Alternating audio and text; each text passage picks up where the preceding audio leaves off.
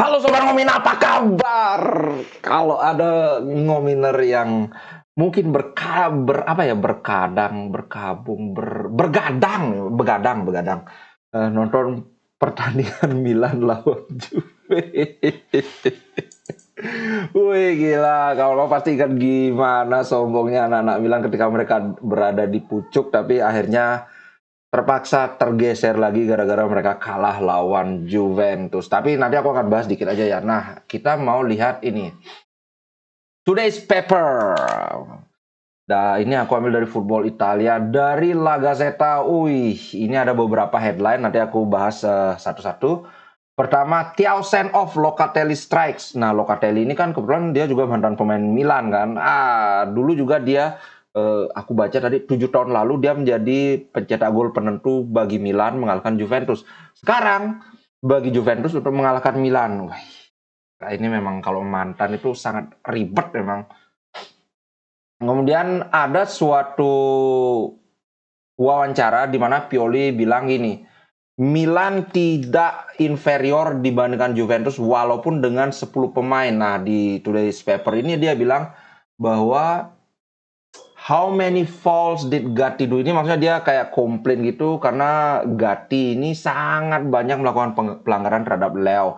Sehingga ya aku lihat di highlight yang extended ya memang Leo itu bisa diredam ya karena banyak dilanggar. Tapi ya itu part of the football ya. Kalau yang ini dikeluhkan, lihat bagaimana Ronaldo, lihat bagaimana Messi, itu paling banyak kena pelanggaran juga, Dybala juga. Ya begitulah sepak bola. Kemudian King Lautaro, ini jelas apa maksudnya soal King Lautaro. Mencetak 11 gol, lebih banyak dari Haaland, lebih banyak dari Mbappe, bahkan aku baca ini dia. Kalau di rata-rata setiap 75 menit Lautaro mencetak gol, lebih bagus dari Haaland, lebih bagus dari Mbappe. Hanya kalah dengan Guirassy, itu pemainnya di Bundesliga, itu sudah 14 gol, Pak. Selisih 3 dibandingkan Lautaro, tapi masih bisa dikejar, tenang saja. Kemudian berikutnya adalah Mourinho kena kartu merah. Jadi kalau kawan lihat rekamannya, Mourinho kayak ngejekin Monza sih, kan Roma mencetak gol di menit 90 ya, benar-benar sangat dramatis. Katanya kalau dari Mourinho sih Monza ini sangat banyak berusaha mempengaruhi keputusan wasit sehingga dia maksudnya ya jangan banyak ngomong, jangan cengeng gitu, tapi ya ternyata dilihat oleh wasit langsung dikasih kartu merah. Tapi kalau kata anak Milan ini katanya konspirasi biar dia tidak mendampingi Roma karena di akhir pekan Roma akan bertandang ke San Siro atau ke Giuseppe Meazza untuk melawan Inter. Katanya ini wah biar Roma kalah, biar ada aja di ini kan. Oke, itu soal ini ya headline ya. Nah, kita lihat bagaimana Milan, komentarnya si Pioli setelah Milan kalah lawan Juventus. Wih, dia tidak mau mengakui, jangankan kalah cuma 1-0 ya, itu pun dia bermain dengan 10 pemain aja kan, karena Malik Thiaw menit keberapa ya, menit 40 apa berapa itu dia kena kartu merah kan. Lawan Inter yang kalah 5-1 aja, dia bilang, wah kami bermain dengan sangat bagus selama 4 menit awal. Jadi memang karakternya dia seperti itu. Tapi di sisi lain, nah aku mau mengomentari yang objektif ya. Karena aku lihat Juventus juga ada yang sombong ini ya. Wah, Juventus berhasil mengalahkan Milan. Sudah jelas favorit Scudetto musim ini adalah Juventus. Nah, begini. Di satu sisi, aku setuju bahwa Juventus adalah salah satu favorit Scudetto. Alasannya karena Juventus is Juventus, of course ya. Yang kedua, mereka tidak bermain di Eropa. Ini sangat bagus, bahkan Marotta sendiri mengakui ini. Tapi di sisi lain adalah Juventus jangan meremehkan Inter. Juventus itu menang lawan Milan yang bermain dengan 10 pemain, sedangkan Inter menangnya 5-1 full tim Milan. Dan harus dicatat juga, ini aku agak belain Milan ya. Milan itu datang untuk ke main lawan Juve. Mereka Theo Hernandez nggak main, Mike Maignan nggak main, si Cukurukuk juga WC juga nggak main. Gila, gara-gara lagunya tuh Cukurukuk. So, di sini sebenarnya Juventus lebih diuntungkan. Bahkan dalam keadaan seperti itu pun, makanya aku agak ada setujunya juga dengan Pioli. Milan termasuk bisa mengimbangi Juventus. Juventus itu benar-benar memborbardir Milan ketika si Theo udah kena kartu merah. Yang sebenarnya ini pelanggaran agak bodoh sih. Ini bener komentarnya Pioli ketika berhadapan dengan si Keane, si Theo itu terlalu agresif langsung maju. Seharusnya dia stall itu artinya mendelay. Dibayang-bayangi aja supaya tidak dilewati sambil nunggu pemain-pemain Milan yang lain itu kembali ke posisi yang lebih strategis. Itu, dan isi kepleset lagi. So, kartu merahnya itu cukup pantas, tapi ya menurutku ya memang salahnya Malick Thiaw sih. Kalau dilihat dari pertandingan cukup imbang menurutku. Bahkan golnya si Locatelli itu kan ini tembakan on target pertamanya Juventus. So, ya Juventus setelah Milan main hanya 10 pemain, mereka memborbardir bisa diinikan. Yang lebih penting adalah kita lihat Serie A table. Lihat siapa yang ada di puncak, bro. Inter Milan dengan 22 poin hasil dari 1 kali kalah dan 1 kali seri. Sedangkan Milan ada di peringkat kedua, 21 poin, 2 kali kalah. Mereka belum pernah seri. Kemudian Juventus membuntuti di peringkat ketiga dengan 20 poin. Hasil 2 kali seri dan 1 kali kalah. Nah, Fiorentina ini belum main ini lawan Lecce. Fiorentina lawan apa? Pokoknya Fiorentina kalau dia menang maka dia akan poinnya 30. Cuma ini kan selisih golnya selisih 3. Kalau dia bisa menang 3-0 ya mungkin akan disalib Juve. Atau 4-0 lah biar aman. Untuk sementara kita mengambil alih kembali Capolista alias Pucuk. Mungkin Milan kedinginan dia di puncak, makanya kondisinya nggak baik saat lawan Juventus, agak meriang itu makanya kalah. Sorry, bercanda, jangan marah ya. Ini namanya ya banter-banteran sesama tifosi lah, asalkan masih dalam batas wajar. Oke, nah sekarang kita bahas Inter lah. Kalau kawan-kawan lihat kemarin, aku bilang bahwa menurutku Hakan Calhanoglu yang man of the match, menurut panitia liga juga Hakan Calhanoglu. Tapi menurut si Gazzetta, La Gazzetta dello Sport, menurut mereka man of the match-nya adalah Thuram. Aku nggak setuju, tapi ya aku setuju bahwa Thuram mainnya bagus. Cuman ya seperti yang aku bilang, menurutku Hakan lebih decisif untuk Inter, apalagi dia nyetak gol. Kemudian cornernya dia berujung gol juga, corner dia, kemudian ke arah Acerbi, kemudian disundul oleh Lautaro. Nah Marcus Thuram, kenapa Marcus Thuram menurutku bisa dipertimbangkan untuk jadi man of the match, bahkan La Gazzetta memilihnya jadi man of the match, karena aku bilang kan Lautaro di babak pertama mainnya jelek. Thuram mainnya bagus di babak pertama, beberapa kali dia bisa menembus lini pertahanan Torino, cuman memang ya pertahanan mereka bagus, apalagi waktu itu Schuurs masih main.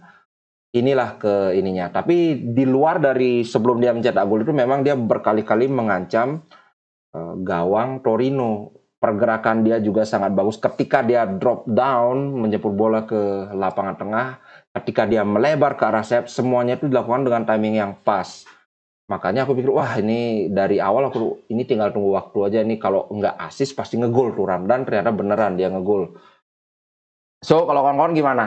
Apakah setuju denganku Hakan yang man of the match atau setuju dengan Gazzetta Thuram yang man of the match? Menurutku yang kedua-duanya memang performer yang sangat oke di pertandingan kemarin.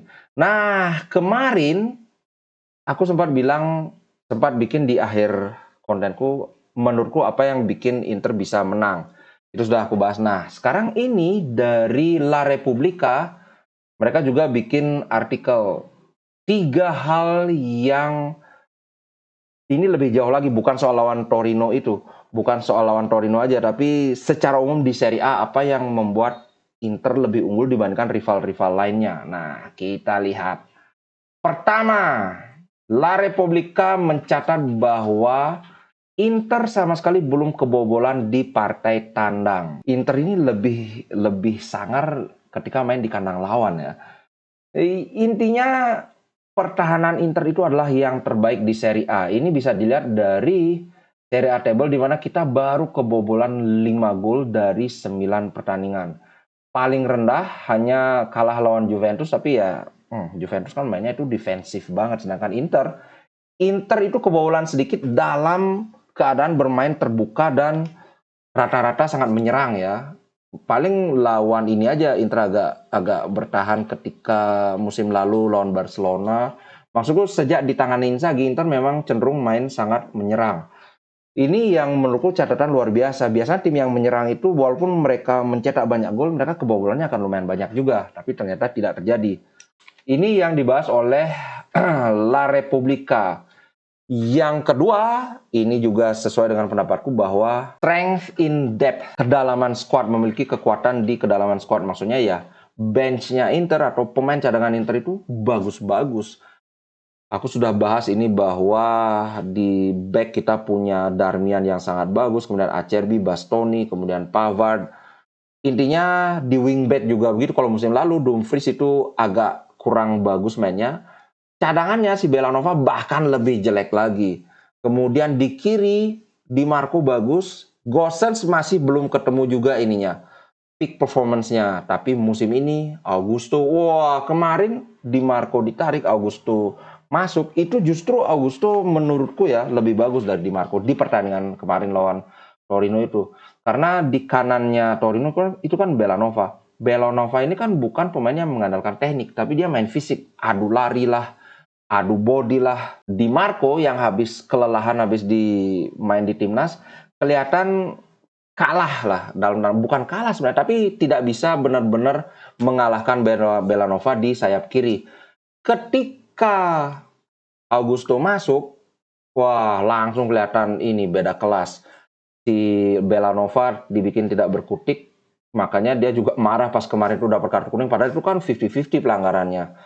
Itu sih menurutku. Aku setuju banget bahwa kekuatan Inter di bangku cadangan itu sangat menentukan. Cuman yang agak membagongkan adalah satu-satunya lini di mana kita tidak punya cadangan yang bagus itu adalah gelandang bertahan. Kalau di lini tengah itu kan ada Fratesi, ada Klaassen yang lumayan oke ya. Tapi di gelandang bertahan, aduh, ini yang benar-benar. Kemarin itu Hakan main 90 menit.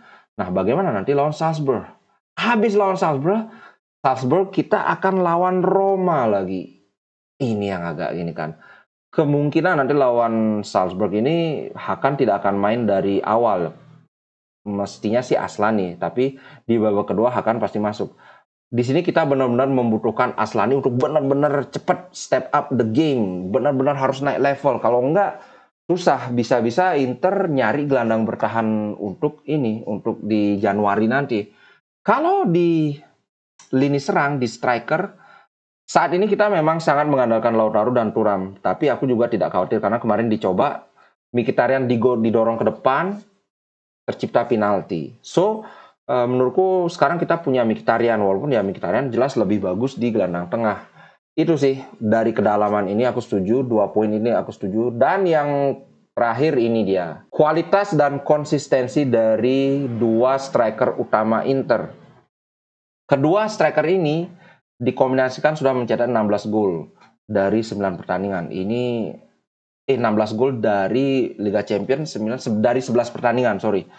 Ini menurutku suatu hal yang sangat-sangat bagus, walaupun ya tentu ada kelemahannya juga. Nanti kalau salah satunya cedera bagaimana, atau kena akumulasi kartu bagaimana kan. Kalau kawan-kawan lihat di Serie A table, di statistik ini, Lautaro ada di pucuk dengan 11 gol, selisih 5 gol dengan Osimhen ini. 11 berbanding 6. Kemudian di pencetak assist itu 5 gol Marcus Thuram. Di bawahnya ada Lazio. Kemudian di peringkat 3 ada 2 lagi pemain Inter, Denzel Dumfries dan Federico Di Marco. Ini yang dibilang bahwa permainan sayap Inter di musim ini sangat luar biasa. So, ya, dengan sayap yang luar biasa, Augusto juga walaupun jarang memberikan assist, tapi menurutku ini bagus banget. Sorry to say, kawan-kawan pasti tahu aku ini lumayan ngefans sama Gosens, tapi dibandingkan Gosens lebih bagus Augusto. Kalau kemarin itu kalau Gosens main kita terasa ada penurunan kualitas di sayap kiri. Kalau sekarang nggak terlalu. Bahkan kayak kemarin lawan Torino malah membaik sayap kiri kita. Begitu bro. Alright, sudah aku bahas. Soal Milan dan Juventus juga sudah aku bahas. Sampai jumpa di konten berikutnya. Ngomong-ngomong, untuk konten spesial Ngominersnya mungkin sekitar 3 hari baru kelar ya, karena aku ada sedang menyusun materinya, kemudian biar editannya lebih bagus lagi, biar lebih banyak ada videonya. Oke, ciao guys, sampai jumpa di konten berikutnya. Inter Milan di dadaku, biru hitam warna darahku.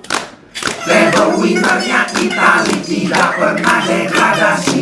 Inter Milan kebanggaanku.